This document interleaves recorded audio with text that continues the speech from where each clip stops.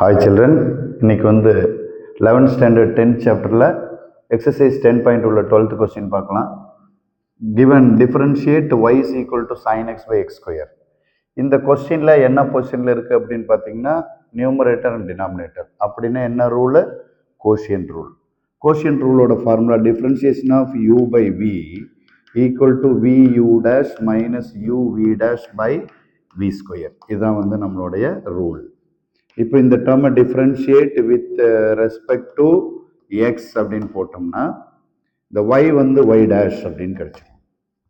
Next we you dash அப்படின்னு கொடுத்துருக்காங்க. அப்போ விங்கிறது வந்து denominator v, numerator you.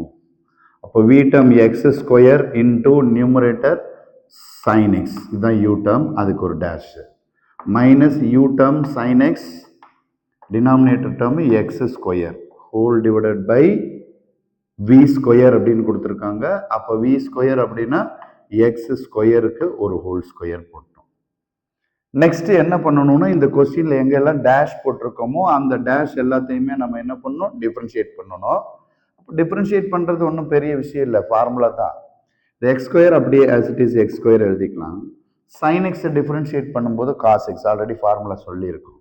Sign எக்ஸோட ஃபார்முலா காஸ் எக்ஸ் மைனஸ் இந்த சைன் எக்ஸ் அப்படியே எழுதிக்கலாம்.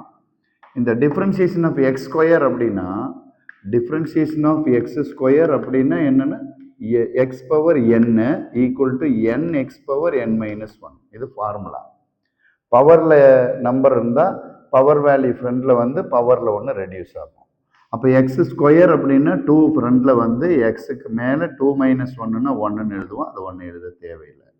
Next differentiation of sine x அப்படின்னா அது வந்து காஸ் எக்ஸ் அப்படின்னு ஃபார்முலா நமக்கு ஆல்ரெடி இருக்கு. ஈக்குவல் டு எக்ஸ் ஸ்கொயரை ஹோல் ஸ்கொயர் பண்ணோம்னா எக்ஸ் பவர் 4. நெக்ஸ்ட் என்ன பண்ணலாம் அப்படின்னா இங்கே எக்ஸ் ஸ்கொயர் இருக்கு, காஸ் எக்ஸ், இங்கே சைன் எக்ஸ், இங்கே 2xன்னு இருக்கு.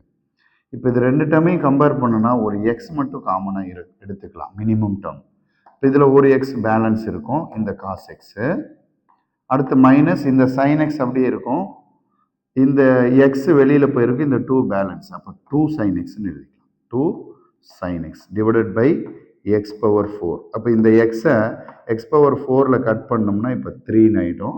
இப்போ ஃபைனலாக நம்ம சொல்யூஷன் என்ன சொல்லிடலாம்? X cos x minus 2 sine x divided by x cube அப்படின்னு சொல்லிடலாம். இதுதான் இந்த கொஸ்டினுடைய ஆன்சர். ஸோ வீடியோ ஃபுல்லாக பார்த்துட்டு சப்ஸ்கிரைப் பண்ணுங்கள், ஃப்ரெண்ட்ஸுக்கு ஷேர் பண்ணுங்கள். ஏன்னா நம்ம டைம் பார்க்காம எல்லா சமமும் ஒர்க் அவுட் பண்ணுறோம், எல்லாம் உங்களுக்காக தான். Okay, thank you.